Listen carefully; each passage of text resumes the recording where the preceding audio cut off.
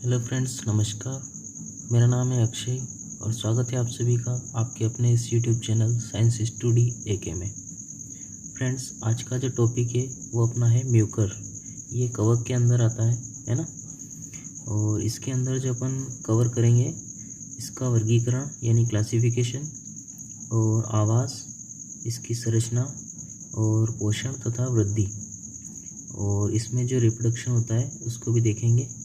इसमें अलैंगिक जनन भी होता है और लैंगिक जनन भी होता है, तो अपन इस दोनों के बारे में जानकारी हासिल करेंगे। और उसके बाद अनिषेक जनन भी देखेंगे और विषमजालिकता यानी हेट्रोथेलिज्म। ठीक है, तो अपन शुरू करते हैं वर्गीकरण से यानी क्लासिफिकेशन से। इसकी क्लासिफिकेशन में इसका जो जगत है वो पादप जगत है, उपजगत जो थैलोफाइटा है, और फाइलम यूमाइकोफाइटा है, और इसका जो वर्ग है वो फाइकोमाइसिटीज है, और इसका उपवर्ग जो है वो जाइगोमाइसिटीज है, और गण आता है इसका म्यूकोरेल्स, और कुल आता है इसका म्यूकोरेसी, है ना। और इसका जो वंश है वो है म्यूकर। ठीक है, अब जानते हैं इसके हैबिट के बारे में यानी आवास के बारे में। म्यूकर मृतोपजीवी पादप है। यह मुख्य रूप से मृत व सड़े गले पदार्थों जैसे नम रोटी, मुरब्बे, अचार, गोबर तथा अन्य कार्बनिक पदार्थों पर उगता है। प्रयोगशाला में वृद्धि: यदि नम रोटी के टुकड़े को कम तापमान पर अंधेरे में बेलजार से ढककर रख दें तो कुछ ही दिनों के पश्चात नम रोटी के टुकड़े पर अनेक काले काले रुई के समान रेशेदार संरचनाएं दिखाई देगी। ये संरचनाएं म्यूकर की होती है ना, ऐसे रुई जैसी हो जाती है। ठीक है, नेक्स्ट है इसकी संरचना यानी स्ट्रक्चर। पादप शरीर रंगहीन या कुछ भूरे काले रंग का बहुशाखित अनेक लंबे व पतले धागे का बना होता है। इन्हें कवक जाल कहते हैं तथा इनके प्रत्येक तंतु को कवक तंतु कहते हैं। इसका कवक जाल पटहीन होता है, अर्थात अनुप्रस्थ पट के द्वारा अलग अलग कोशिकाओं में विभाजित नहीं होता, अतः कवक जाल को संकोशिकी कहते हैं।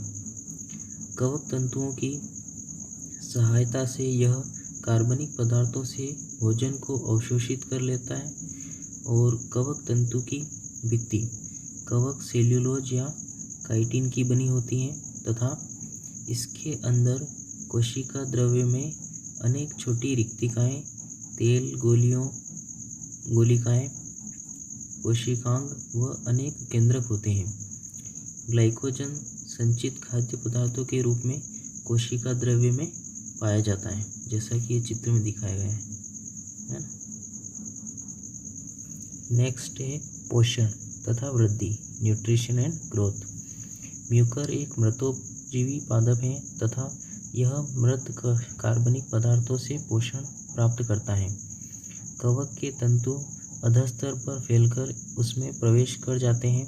कवक से निकले हुए एंजाइम कार्बनिक पदार्थों को घोल के रूप में रूपांतरित कर देते हैं। इससे कवक तंतु सुगमता से उन्हें अवशोषित कर लेता है, और कवक की वृद्धि तंतु के अग्रस्थ भाग में लंबाई बढ़ने से होती है।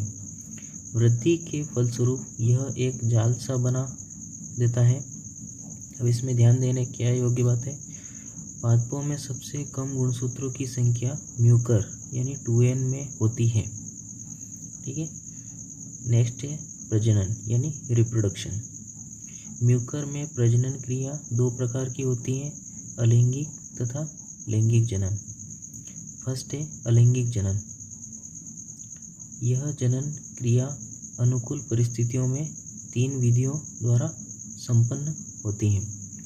फर्स्ट है स्पोरोएंजियोस्पोर और क्लेमाइडो बीजाणु तथा ओडिया। तो फर्स्ट है अपना स्पोरोएंजियोस्पोर। स्पोरोएंजियोस्पोर कवक की समुचित वृद्धि होने के उपरांत कवकजाल की कुछ शाखाएं ऊपर की ओर बढ़ती हैं तथा इनका अग्र सिरा फूलकर काले रंग का छोटा गोलाकार हो जाता है। इसे बीजाणुधानी दर कहते हैं, यानी बीजाणुधानी संरचना को धारण करने वाली शाखा को बीजाणुधानी दर कहते हैं। बीजाणुधानी में जो बीजाणु उत्पन्न होते हैं उन्हें स्पोर कहते हैं। उसके बाद बीजाणुधानी का परिवर्धन। कवक जाल की वे शाखाएं जो ऊपर की ओर लंबाई में बढ़ती हैं उनका अग्र सिरा फूलकर एक छोटी सी गांठ बन जाती है।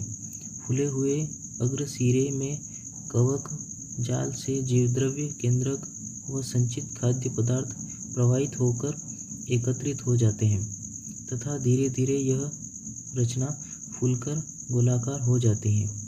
धीरे धीरे इस फूली हुई रचना में जीवद्रव्य विभेदित होने लगता है, जिससे परिधीय भाग में जीवद्रव्य की अधिक मात्रा तथा अनेक केंद्रक व्यवस्थित हो जाते हैं तथा मध्य में जीवद्रव्य की अल्प मात्रा व रिक्तिकाओं के बनने से यह क्षेत्र गुंबदाकार हो जाता है।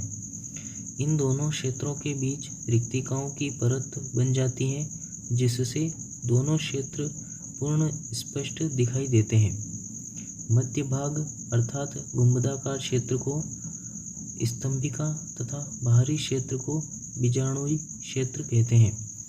बाहरी क्षेत्र में स्थित केंद्रकों का निरंतर विभाजन होने से अनेक केंद्रकों का निर्माण होता है तथा इनके चारों तरफ जीवद्रव्य की भित्ति बनने से बीजाणु बन जाते हैं। अतः वृंतयुक्त फूली हुई संरचना जिसमें बीजाणुओं का निर्माण होता है उसे बीजाणुधानी दर कहते हैं। परिपक्व होने पर बीजाणुधानी दर के बाहरी भाग में कैल्शियम ऑक्जेलेट के रवों के एकत्रित होने से शल्कवत हो जाता है। बीजाणु एवं बीजाणुओं की मुक्ति। जब बीजाणु परिपक्व हो जाते हैं तब शेष त्वचा जीवद्रव्य श्लेष्मा में परिवर्तित हो जाती है। अब स्तंभिका का जल बाहर जाने लगता है। इसी प्रकार स्तंभिका भी बीजाणुधानी दर से तरल द्रव लेकर फूल जाती है।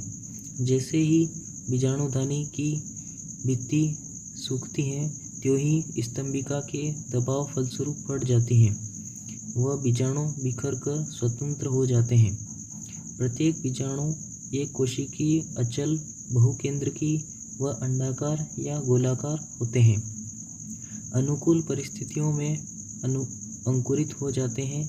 अंकुरण के समय बीजाणुओं की भित्ति फटकर जीवद्रव्य जनन नलिका के रूप में बाहर आ जाती हैं तथा इसकी वृद्धि होने से कवक तंतुओं का निर्माण होता है। नेक्स्ट है क्लेमाइडो बीजाणु।